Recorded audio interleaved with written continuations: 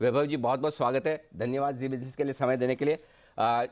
हमारी एक खास पेशकश बजट को लेकर है। तो सबसे पहले तो हम ये चाहते हैं आपसे जानना कि बताइए क्या है उम्मीदें बजट। अच्छा, वो भी बाद में बताइए, पहले तो ये बताइए तेजी मंदी जो आपने अपनी ऑर्गेनाइजेशन का या अपने बिजनेस का जो नाम रखा है, इसके पीछे क्या सोच है, क्या वजह है और कैसे ये नाम रखा है sir? Anil ji, thank you so much for having me on the show. I'm very excited to sort of talk to everyone. जी। तो जो तेजी मंदी है, तो जो जो जैसे इंग्लिश में अपन बोलते हैं बुल एंड बेयर, तो हिंदी में जो मार्केट का जो की जो टर्मिनोलॉजी उसको अपन जैसे तेजी बोलते हैं और मंदी बोलते हैं। हम्म। तो ये दो मार्केट के दो पहलू हैं जो हमेशा एक साथ चलते हैं। तो इसलिए इसको ध्यान में रखते हुए हम लोग ने, और क्योंकि हमारा एक एडवाइजरी ब्रांड है, तो मार्केट में हमेशा हमें इस मतलब इस चीज की कॉन्शियसनेस रखनी चाहिए कि तेजी भी है लेकिन मंदी भी हो सकती है, और जब मंदी है तब तेजी भी हो सकती है। तो ये डुअलिटी को हमेशा ध्यान में रखते हुए हमने नाम रखा था। हम्म। और हम लोग एक्चुअली एक एडवाइजरी ऐप है जिसके थ्रू रिटेल इन्वेस्टर्स हमारे एडवाइजरी पोर्टफोलियोज में इन्वेस्ट कर सकते हैं। हम्म। और जैसे जो 50 लाख एंड अबव के जैसे जो लोग हैं, उनको उनके पास टिपिकली पीएमएस या मैनेज पोर्टफोलियोज की सर्विसेज होती हैं। बट जो बिलो 50 लाख हैं उनके लिए एडवाइजरी पोर्टफोलियोज या मैनेज पोर्टफोलियोज टिपिकली नहीं मिलती, तो हम उस मार्केट को टारगेट कर रहे हैं। इंटरेस्टिंग। अच्छा सर, तो अब ये आपने बड़ी इंटरेस्टिंग चीज़ बताई। आपने ऐप बना रखी है, उसका नाम तेजी मंदी, और उसके बेसिस पे आप पोर्टफोलियो बनाते हैं, पोर्टफोलियो एडवाइजरी सर्विसेज देते हैं। तो ये जो आपने पढ़ाई की वो यूनिवर्सिटी ऑफ पेंसिल्वेनिया से, bachelors in applied science and computer science, इसका बड़ा काम इस्तेमाल होता है इसमें? जी बिल्कुल, क्यों मैंने actually under graduation computer science में किया था, और मैंने एमबीए लंदन से किया था। तो दोनों का एक्चुअली काफ़ी इस्तेमाल होता है हम्म। इसमें, क्योंकि इसमें एक तो मतलब जो टेक्नोलॉजी प्लेटफॉर्म है, और दूसरे साइड पे जो फंड मैनेजमेंट साइड है, तो दोनों का नॉलेज होना चाहिए। तो वाह, दोनों वंडरफुल। तरीके से काम है। बिल्कुल। अच्छा, अब वैभव जी बताइए, सबसे पहले इस बजट से बाजार को क्या चाहिए? तो मेरे ख्याल से इस बार जो बजट रहेगा उसमें फोकस इन्वेस्टमेंट साइड की तरफ ज्यादा रहेगा। तो जैसे invest capex cycle, investment cycle के तीन भाग हैं। एक तो गवर्नमेंट केपेक्स, फिर कॉर्पोरेट केपेक्स, और फिर हाउस होल्ड केपेक्स। तो गवर्नमेंट केपेक्स मेरे ख्याल से फोकस होगा इंफ्रास्ट्रक्चर में, स्पेसिफिकली वाटर, रोड और रेल सेगमेंट्स में, जो अब तक ही अपन ने देखा हुआ है। और जो अफोर्डेबल हाउसिंग है उस पर भी गवर्नमेंट का फोकस जारी रहेगा। प्राइवेट केपेक्स मेरे ख्याल से जो ऑलमोस्ट 10-15 साल से जो काफी ठंडा पड़ा हुआ है, वो मेरे ख्याल से गवर्नमेंट स्टिमुलेट करना चाहेगी through various measures, like PLI schemes हो गए, या अलग अलग सेक्टर्स के लिए इंसेंटिव्स जैसे देना। और फिर जो हाउस होल्ड केपेक्स है वो प्राइमरली होता है जैसे रेसिडेंशियल रियल एस्टेट। तो उसमें भी हम लोग देख रहे हैं कि एक एक थोड़ा गवर्नमेंट ने काफी सपोर्ट किया है, तो मेरे ख्याल से ये सपोर्ट गवर्नमेंट लेकर रहेगी। और बाकी बचता है डिमांड साइड। मेरे ख्याल से डिमांड साइड को डायरेक्टली स्टिमुलेट करना थोड़ा मुश्किल होगा। और मेरे ख्याल से जैसे इस बार जो गवर्नमेंट का जो टैक्स कलेक्शन है, पहले 9 महीनों में, जैसे दिसंबर तक का डेटा देखेंगे, तो डायरेक्ट टैक्स कलेक्शन करीब 9.5 लाख करोड़ का है, which is 60% higher than last year. And GST is about 10.5 lakh crores, which is about 40% higher than last year. So this could be the first budget where जो deficit target है, we might actually not hit that deficit target. We might be much better than that. तो मेरे ख्याल से government will keep focusing on reviving the economy. तो interesting चीज़ है। तो budget में इस बार ग्रोथ पर, इन्वेस्टमेंट पर ये रहेगा फोकस।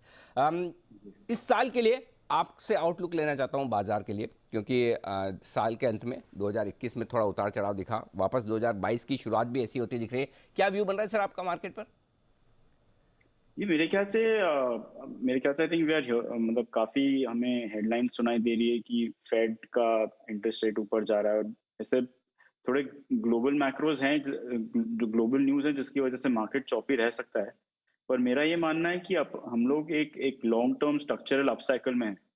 और मैं उसका आपको कारण समझाता हूँ। तीन चीज है इंडिया में, जो तीन तीन लॉन्ग टर्म साइकिल है। एक तो रेसिडेंशियल रियल एस्टेट वाला साइकिल, वो 7 या 8 साल के बाद डीमोनेटाइजेशन, रेरा, इस टाइप के शॉक्स के बाद काफी वो अभी एक थोड़ा उसमें रिकवरी दिखाई दे रही है।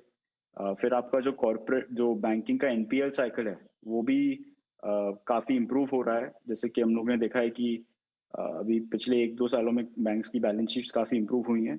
और तीसरा है कॉर्पोरेट अर्निंग्स। पिछले 10 सालों में करीब मार्केट की अर्निंग्स ग्रोथ खाली 3 या 4% रही है। वो अभी 15 से 20% होनी चाहिए।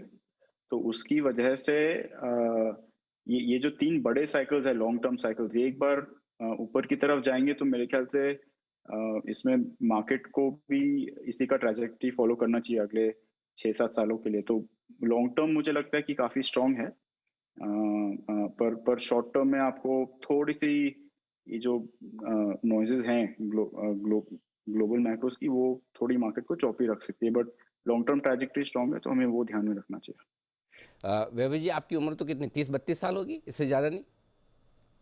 33 के आसपास है। 33 के आसपास। अच्छा, तो ये बताइए कि फिर आप जो इन्वेस्टमेंट करते हैं या फिर एडवाइस करते हैं, क्या new age businesses, e commerce कंपनियां, एसेट लाइट कंपनियां, ये आपको ज़्यादा पसंद आती है, या वो ट्रेडिशनल पुराने value stocks, brick and mortar वाले, जहाँ प्लांट मशीनरी लैंड ये सब दिखता है, कहाँ ज़्यादा आपका इंटरेस्ट रहता है?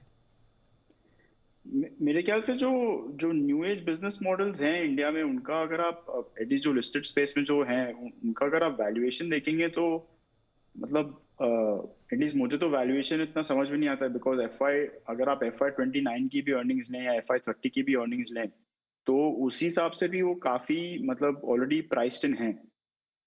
वेराज जो काफी सारी ट्रेडिशनल बिजनेसेस हैं उनमें अभी भी वैल्यू मुझे दिखती है। तो इसलिए मेरे ख्याल से हमें वहाँ इन्वेस्ट करना चाहिए जहाँ पे रिस्क रिवॉर्ड फेवरेबल हो।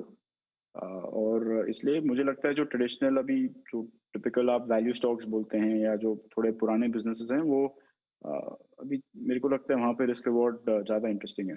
परफेक्ट। ये बताइए कि क्या यहाँ से अगर इस साल के लिए और अगले 2-3 साल के लिए इन्वेस्टमेंट करना हो, कौन सी बेहतरीन थीम हो सकती है? मेरे ख्याल से एक तो बैंकिंग मुझे काफ़ी स्ट्रांग लगता है। बैंकिंग में अगर आप देखेंगे तो एक तो 6-7 साल का कंसोलिडेशन साइकिल है जहाँ पे एनपीएल साइकिल रिवर्स हो रही है, बैंक की बैलेंस शीट्स इंप्रूव हुई हैं। जो लार्ज बैंक्स हैं काफ़ी उन्होंने काफ़ी टेक्नोलॉजी में इन्वेस्टमेंट किया है। तो जैसे जैसे उन एयूएम ग्रोथ होगा, जो ऑपरेटिंग लेवरेज है वो उनके फेवर में प्ले आउट करेगा, तो जो कॉस्ट टू इनकम है वो रिड्यूस होगा। और फिर जो जो निम्स हैं वो भी थोड़े से इम्प्रूव होंगे क्योंकि अभी एक्सेस लिक्विडिटी का टाइम है, तो इसलिए निम्स भी और बैंक्स की जैसे बुक्स हैं वो उसमें आप ज़्यादा देखेंगे तो मॉर्गेज और जो टिपिकली सेफ लेंडिंग है उसमें ज़्यादा उनका फोकस है। जैसे जैसे इकोनॉमी यू नो ओपन होती रहेगी तो और बैंक्स भी अलग अलग यू नो सेगमेंट्स में लेंड करेंगे तो निम्स भी बढ़ेंगे। और चौथी चीज़ है कि क्रेडिट ग्रोथ जो है, जो अप्रैल में ऑलमोस्ट 5% हो गई थी विच वाज अ डेकेडल लो, वो ऑलमोस्ट अभी दिसंबर में 9% के आसपास है। तो बैंकिंग में मतलब मेरे ख्याल से ऑलमोस्ट एवरी पैरामीटर आप देखेंगे तो काफ़ी उसमें रिस्क रिवॉर्ड इंटरेस्टिंग है और वैल्यूएशंस भी इतने एक्सपेंसिव नहीं है। फिर दूसरा थीम मुझे लगता है कि एक तो जो इंफ्रास्ट्रक्चर का मैंने बोला था वो अभी काफ़ी सालों से टर्न अराउंड हो रहा है और उसमें मुझे लगता है कि जो 2-3 बड़े प्लेयर हैं उनका काफ़ी इसमें मतलब वो भी कंसोलिडेशन साइकिल से गुजरे हैं, तो वहाँ पे भी आप देख सकते हैं। और तीसरा मुझे लगता है आईटी सर्विसेज। आईटी सर्विसेज मेरे को लगता है कि ऑलमोस्ट 15 साल के बाद ऐसा साइकिल आया है जहाँ पे इस टाइप का डिमांड एनवायरनमेंट है। तो तो ये 3 सेक्टर मुझे लगता है कि अच्छे हैं। ये है आपके लिए इन्वेस्टमेंट के सारे मौके और थीम्स जो वैभव अग्रवाल को पसंद है। और मैंने आपको वैभव जी का इंट्रोडक्शन भी कराया कि उन्होंने अमेरिका से, लंदन से पढ़ाई की है, काफ़ी काम भी किया है CRISIL Motilal Oswal financial services mutual fund वगैरह में। और मैंने कहा एक इंट्रोडक्शन बाकी है जो मैं लास्ट में करूँगा, वो मैंने इसलिए रखा है कि क्या होता है कि वो आपको याद है जब फिल्मों में ऐसा हुआ कि अभिषेक बच्चन आए फिल्मों में तो उनकी कंपैरिजन होती थी अमिताभ बच्चन से, ऋषि कपूर आए तो उनकी कंपैरिजन होती थी राज कपूर से, सनी देओल आए तो लोग धर्मेंद्र से कंपेयर करते थे, संजय दत्त आए तो सुनील दत्त से करते थे। तो ऐसा आप कंपैरिजन ना करें जब शुरुआत में कोई अपना करियर शुरू करे। तो इसलिए मैंने पहले इंट्रोडक्शन नहीं दिया। जो हमारे मार्केट के वेल्थ क्रिएशन के बिग बी है, अमिताभ बच्चन जी ने आप कह सकते हैं, रामदेव अग्रवाल सर, वैभव जी उनके सुपुत्र हैं। तो इसलिए ये इंट्रोडक्शन मैंने बाद में रखा, नहीं तो आप जज करना शुरू करते हैं रामदेव सर के साथ वैभव जी को। वैभव जी बहुत बहुत धन्यवाद, आपने समय दिया और अपनी बहुत राय धन्यवाद हमारे आनंद दर्शकों। जी। Thank you sir.